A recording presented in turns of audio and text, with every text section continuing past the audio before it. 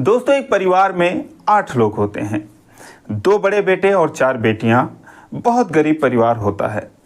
बड़ा बेटा उत्तर प्रदेश से कमाने के लिए सूरत जाता है, लेकिन वो वहीं पर शादी कर लेता है, वहीं पर बस जाता है। जब ये बात घर वालों को पता चलती है तो पिताजी बहुत चिंतित होते हैं। वो छोटे बेटे को भेजते हैं कि जाओ अपने बड़े भाई को कैसे भी समझा बुझा कर लाओ। दोस्तों, वो भी जब सूरत जाता है तो देखता है कि उसका भाई बड़े ठाठ से रह रहा है, एक बहुत ही खूबसूरत लड़की से शादी कर ली है और यहाँ पर तो बहुत मौज ही मौज है। लेकिन वो 2-4 दिन रहने के बाद कहता है कि भैया वहाँ पर बहनों की शादी करनी है, माता पिता चिंतित हैं, तो आपको घर चलना चाहिए। लेकिन वो घर आने से इनकार कर देता है। वो कहता है कि तू कुछ पैसे ले ले और उसके बाद घर चला जा। दोस्तों, उसको ट्रेन में बिठा देता है, घर के लिए रवाना कर देता है, लेकिन वो घर नहीं लौटता है। इधर घर वाले इंतज़ार कर रहे थे कि दोनों भाई आएंगे, लेकिन महीनों बीत गए, सालों बीत गए, दोनों भाइयों में से कोई घर को नहीं लौटा। हालत यहाँ तक हो गई कि जो बेटियाँ थीं वो जवान हो गई, उनके शादी की उम्र हो गई। माता पिता इंतज़ार करते रहे, लेकिन दोनों बेटों में से कोई नहीं आया। घर में बहुत गरीबी आ गई। किसी तरीके से जानवर पाल के गुजारा कर रहे थे, उसे भी पेट नहीं भरा तो बेटियों को काम करने के लिए बाहर निकलना पड़ा। लेकिन दोस्तों, जवान बेटियां जब बाहर निकली तो समाज के जो लोग थे, मनचले लोग थे, वो उनको छेड़ना शुरू कर देते हैं, उनके साथ जोर ज़बरदस्ती करते हैं। उन्हें इस तरीके से बदनाम कर दिया जाता है कि उन्हें गांव छोड़ने की नौबत आ जाती है। जिस दिन उनको गांव छोड़ के जाना था, उसी दिन कुछ ऐसा होता है कि जिसको किसी ने सपने में भी नहीं सोचा था। दोस्तों, एक बहुत ही दिल को छू लेने वाली कहानी है। आइए जानते हैं पूरी कहानी इस वीडियो में। लेकिन वीडियो में आगे बढ़ने से पहले बस वही रिक्वेस्ट कि आप वीडियो को लाइक कर दीजिए, चैनल को भी सब्सक्राइब कर लीजिए ताकि मेरा हौसला बढ़ता रहे। दोस्तों, एक कहानी उत्तर प्रदेश के प्रतापगढ़ जिले की। एक परिवार होता है, जो पिताजी होते हैं उनका नाम राजा राम होता है। 2 बेटे होते हैं, बड़े बेटे का नाम संजय और छोटे बेटे का नाम नंद किशोर उर्फ नंदू होता है। 4 बेटियां थीं, परिवार गरीब था ही। तो बड़ा बेटा है वो सूरत कमाने के लिए जाता है, लेकिन 5 साल बीत गए, वो कमा कर घर नहीं लौटा। तो गांव वालों से पता चला कि उसने शादी कर ली है। और जब छोटा भाई उसको लिवाने जाता है तो वो देखता है कि वाकई में गांव में रहो, काम करो, दिन भर धूप में रहो, गाय भैंस चराओ, पालो, दूध बेचो, लेकिन बहुत मुश्किल से गुजारा हो पाता है।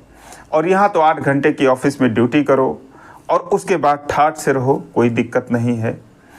दोस्तों, उसको वहाँ पर 2-4 दिन रहता है तो बोलता है कि भैया गांव चलना चाहिए, लेकिन भाई तो मना कर देता है। वो उसे 2000 रुपये दे के, चूँकि वो लड़की जो थी उसकी पत्नी सूरत की ही थी, सास ससुर से कोई रिश्ता नहीं रखना चाहती थी, 2000 रुपये जो है वो देता है कि जाके माता पिता को दे देना और उसके बाद तुम घर चले जाओ, मैं नहीं जा सकता।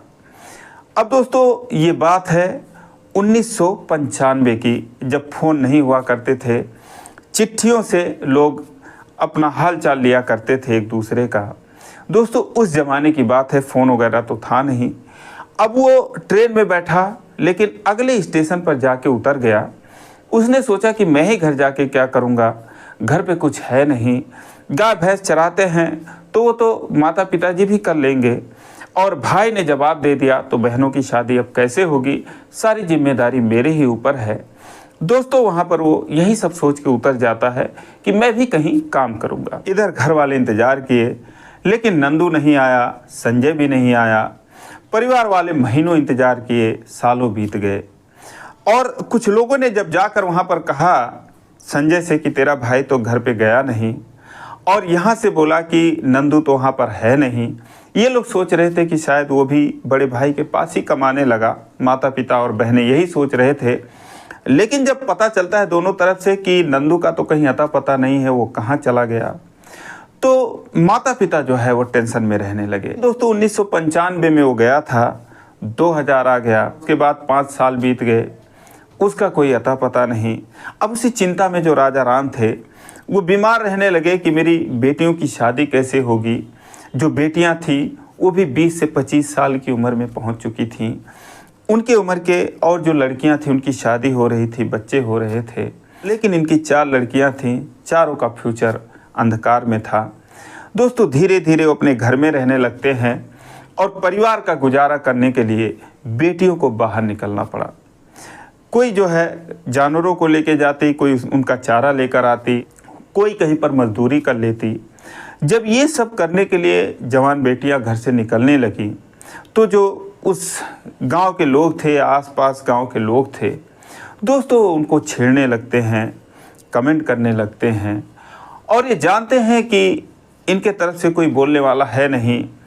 लड़कियां भी इस बात को जानती थीं, इसीलिए वो घर पे किसी से कुछ कहती नहीं थी। कहती तो किससे कहती। दोस्तों एक दिन तो हद हो गई, जब एक लड़की जाती है जानवरों के लिए चारा लेने तो 2 लोग उसको पकड़ लेते हैं, उसके साथ ज़बरदस्ती करने लगते हैं, उसकी इज्जत को तार तार करने की कोशिश करते हैं। लेकिन वो किसी तरीके से उनके चंगुल से खुद को छुड़ाकर अपने घर आती है और रोते हुए सारी बात अपनी माँ से बताती है। उसकी माँ भी रोने के अलावा उनके पास भी कोई चारा नहीं था। वो कहती हैं कि चलो कोई बात नहीं, लेकिन अब कहीं जाना तो अकेली मत जाना, जब भी जाना तो 2 बहनें साथ में जाना। दोस्तों उसके बाद 2 बहनें एक साथ कहीं भी जाती थीं तो जाती थीं। लेकिन दोस्तों एक उम्र होती है, हर किसी को भी जीवन साथी की ज़रूरत होती है। उन लड़कियों को भी कहीं ना कहीं उनकी उम्र काफ़ी हो चुकी थी तो उन्हें भी साथी की ज़रूरत थी। और ऐसे में एक लड़की को बगल के गांव के एक लड़के से प्यार हो जाता है।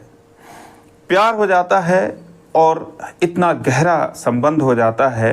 अब दोस्तों दोनों एक दूसरे के साथ कभी कभी अक्सर वक्त गुजारा करते, कहीं ना कहीं दिख जाते और ये खबर जो है गांव में आग की तरह फैल गई। अब सारे लोग बवाल करने लगे कि ये जो लड़कियां इनकी हैं अब धंधा करने लगी हैं और जो है बच्चलन हैं, ऐसी हैं वैसी हैं। इससे हमारे गांव की जो गांव समाज की लड़कियां हैं उनका जो है मन बढ़ेगा, उन पर इसका गलत असर पड़ेगा। दोस्तों ये सब बोलने वाले वही लोग ज़्यादा थे जो खुद उन लड़कियों को छेड़ते थे, उनकी इज्जत के साथ खेलना चाहते थे। दोस्तों एक दिन इसी क्रम में जो लड़का था साइकिल से मिलने के लिए आया हुआ था उस लड़की से, लेकिन उसको ये लोग पकड़ लेते हैं, जो गांव के लड़के होते हैं, उसकी पिटाई कर देते हैं और उसको घसीटते हुए गांव ले आते हैं। पंचायत बैठती है। पंचायत में वो लड़का कहता है कि मैं इससे प्यार करता हूँ, शादी करूँगा। लेकिन उसके जो घर वाले हैं, उसके घर वालों को भी बुलाया जाता है, वो साफ मना कर देते हैं। कहते हैं कि हम शादी नहीं कर सकते, ऐसा परिवार है, ऐसी लड़कियां हैं, हमने इनके किस्से सुन रखे हैं। दोस्तों उनको बदनाम कर दिया जाता है। अब जब ये बात आई तो दोस्तों फिर पंचायत ने फैसला लिया कि सही बात है, ये लोग जो है इस तरीके से करती हैं तो इनको ये गांव छोड़कर जाना पड़ेगा। अब जो राजा राम थे वो जो है शर्मिंदगी के नाते अपना सर नहीं उठा पाते हैं, क्योंकि उनके बेटियों की इज्जत को उछाला जा रहा था। ये हुआ कि कल जो है आप लोग ये गांव छोड़कर चले जाइए। अब दोस्तों कुछ लोगों के द्वारा जब ये फरमान सुना दिया गया तो रात हुई, रात को पूरा परिवार फूट फूट कर रोने लगा कि 10 साल बीत गए और हमारे दोनों बेटे आए नहीं। बड़ा बेटा जो है बीच में एक बार आया था, लेकिन उसके बाद फिर वो चला गया और फिर वो लौट कर नहीं आया। नंदू का तो पता ही नहीं था। वो लोग ये सोचकर रोने लगे कि अब हम जाएं तो कहाँ जाएं, इससे बेहतर है कि हम लोग मर जाएं। दोस्तों यही सब सोचते सोचते सुबह हो गई। सुबह के वक्त जो है कुछ लोग ये देखने के लिए आ गए कि ये लोग गए कि नहीं गए। अभी तक आ गए, उनको धमकाने लगे, उनके घर में घुस गए, उनका सामान फेंकने लगे, बेटियों के साथ बदतमीजी करने लगे। यही सब कर ही रहे थे दोस्तों, तभी एक नई चमचमाती हुई स्कॉर्पियो गाड़ी आके बाहर खड़ी होती है। जब गाड़ी खड़ी होती है तो सब लोग उसके तरफ देखते हैं कि ये किसकी गाड़ी है। दोस्तों फिर उसमें से जो उतरता है उसे देखकर सब हैरान हो जाते हैं। वो नंदू होता है जो 10 सालों बाद अपने घर को लौट आया था। अब जैसे ही उसको लोग देखते हैं, उसकी बहनें देखती हैं, दौड़ के आती हैं, उससे लिपट जाती हैं। उसके जो माता पिता थे वो आते हैं, लिपट जाते हैं, फूट फूट कर रोने लगते हैं। और इतना प्यार देखकर नंदू भी रोने लगता है उससे पूछते हैं तुम कहाँ खो गए थे, क्या कर रहे थे, तुम आए क्यों नहीं। लेकिन दोस्तों नंदू जो है, जो कहानी बताता है, उसको सुनकर और लोग हैरान हो जाते हैं। वो कहता है कि मैं यहाँ पर कैसे आता, मैं इतना दूर चला गया था कि आ नहीं सकता था। कोई ट्रेन पकड़ के फिर मुंबई चला जाता है। मुंबई जाने के बाद एक होटल पर काम करता है 1000 रुपये महीने में। 6 महीने वो काम करता है, तभी वो होटल जो है किसी कारणवश बंद हो जाता है। होटल बंद हो जाता है, उसे 6000 रुपये सैलरी मिली और जो 2000 भाई ने दिए थे 200-400 उसमें से भी बचे ही थे। कुल मिला के 6-7 हज़ार रुपये लेकर वो सोचा चलो ठीक है अब गांव चलते हैं। दोस्तों वो छत्रपति शिवाजी टर्मिनल पे आता है ट्रेन पकड़ने के लिए, लेकिन ट्रेन में चढ़ने से पहले ही उसका जो पर्स होता है वो कट जाता है, उसकी जेब कट जाती है, उसके पैसे चोरी हो जाते हैं।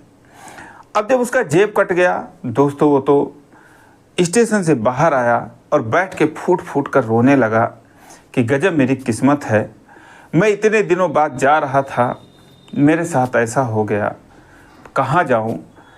तभी दोस्तों एक महिला की नज़र उसके ऊपर पड़ती है। 50 साल की वो महिला थी। उसने पूछा क्यों रो रहे हो। उसने अपनी सारी कहानी बताई कि ऐसे ऐसे मेरी बहनें हैं, गांव है। तो उस महिला ने बोला ठीक है चलो मेरे साथ तुम। अब दोस्तों वो लेके जाती है उसको अपने घर पे। घर पे जो है उस महिला का पति होता है जिनका नाम हरीश जैन होता है। हरीश जैन को लकवा मार दिया होता है, गंभीर रूप से बीमार होते हैं। वो जो है कहती है कि देखो हमारे आगे पीछे कोई नहीं है, हमारे 2 बेटे हैं, वो अमेरिका में रहते हैं, अगर तुम हमारे साथ रहो और इनकी देखभाल करो, क्योंकि मैं अकेले कर नहीं पाती हूँ, तो मैं तुम्हें 5000 रुपये महीना दूंगी। अब दोस्तों वो सोचता है इससे तो यार गरीबी कट जाएगी। वो 5000 रुपये महीने में उनके पास काम करने लगता है। काम करते करते वो उन्हीं बुजुर्ग जो आदमी थे, हरीश जैन थे, उनकी सेवा करता है। साथ ही में जो उनकी पत्नी थी उनको वो अम्मा जी बोलता था, उन दोनों की सेवा करने लगता है। सेवा करते करते बहुत ही तन मन से सेवा करता है और इतना उसमें वो लीन हो जाता है कि उसे अपने घर की याद ही नहीं आती। वो सोचता है हर महीने उसको 5000 रुपये जब उसके एक बैंक अकाउंट खुलवाया गया उसके अकाउंट में डाल दिया जाता था। अब वो हर महीने सोचता था चलो फिर अगले महीने इतने हो जाएंगे फिर लेके जाऊंगा। यही करते करते दोस्तों वहाँ पर 2 साल बीत गए। 2 साल जब बीत गए तो हरीश जैन को इतना लगाव हो गया पति पत्नी को उससे कि उतना तो अपने सगे बेटों से भी नहीं था। लेकिन बेटे भी सोचे कि हमारे माता पिता हैं और इस हालात में पड़े हैं, हम लोग विदेश में रहते हैं, पता नहीं कब क्या हो जाए। तो उन्होंने सोचा चलो माता पिता को USA बुला लेते हैं, अमेरिका बुला लेते हैं अपने पास।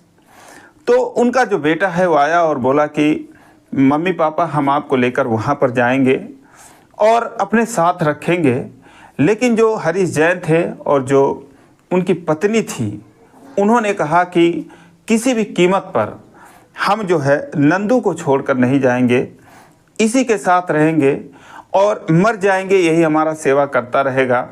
जो भी हमारी यहाँ की प्रॉपर्टी है हम इसको दे देंगे। बेटों ने कहा कोई बात नहीं, हमको देखिए दौलत की लालच नहीं है, आप इसको दे दो, किसी को भी दे दो, हमारे पास दौलत की कमी नहीं है, आप लोगों ने इतना काबिल बनाया है। लेकिन अब हम आपको अपने साथ ही रखेंगे और हम यहाँ रह नहीं सकते तो आप लोगों को तो वहीं चलना पड़ेगा, अमेरिका ही।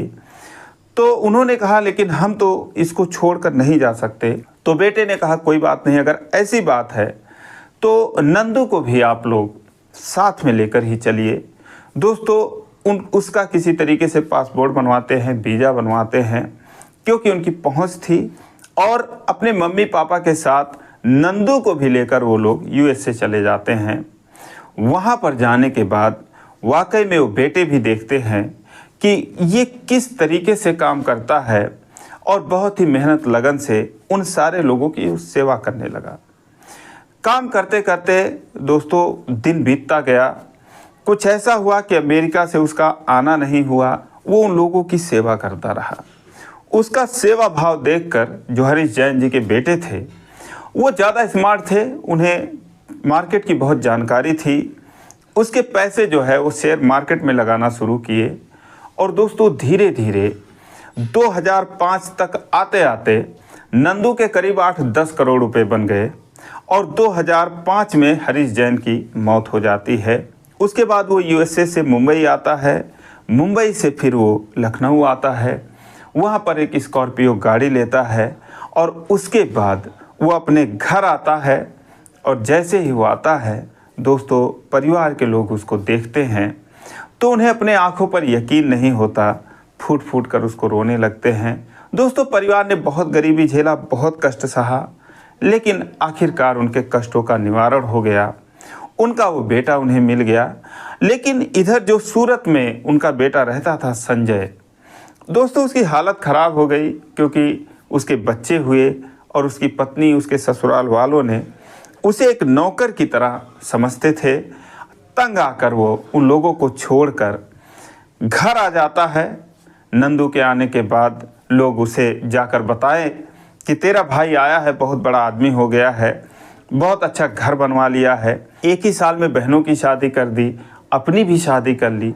दोस्तों उसके बाद वो घर आता है, अंत में जो है अपने परिवार से माफ़ी मांगता है। ये बात और है, उसके माता पिता मरते दम तक अपने उस बेटे से बात नहीं किए। और आज उस घटना को 19 साल बीत गए हैं। 2005 में अपने घर पे आता है। उसके बाद वो फिर मुंबई जाता है और जिसको अम्मा जी कहता था उनके साथ फिर वो रहने लगता है, क्योंकि फिर वो अमेरिका से मुंबई आ जाती हैं। और दोस्तों उनकी सेवा एक हिसाब से समझिए वो नौकरी करता है और कुछ दिनों बाद उनकी भी मौत हो जाती है। आज ये परिवार शानदार तरीके से रहता है। नंदू के माता पिता की भी मौत हो चुकी है, लेकिन उसकी शादी हुई, उसके पत्नी है, उसके बच्चे हैं, सारे लोग बहुत खुशहाल ज़िंदगी जी रहे हैं। तो दोस्तों ये रही कहानी। आप लोग कैसी लगी कमेंट करके ज़रूर बताएं। अच्छी लगी हो तो चैनल को सब्सक्राइब करें। फिर मिलेंगे किसी वीडियो में, तब तक के लिए जय हिंद।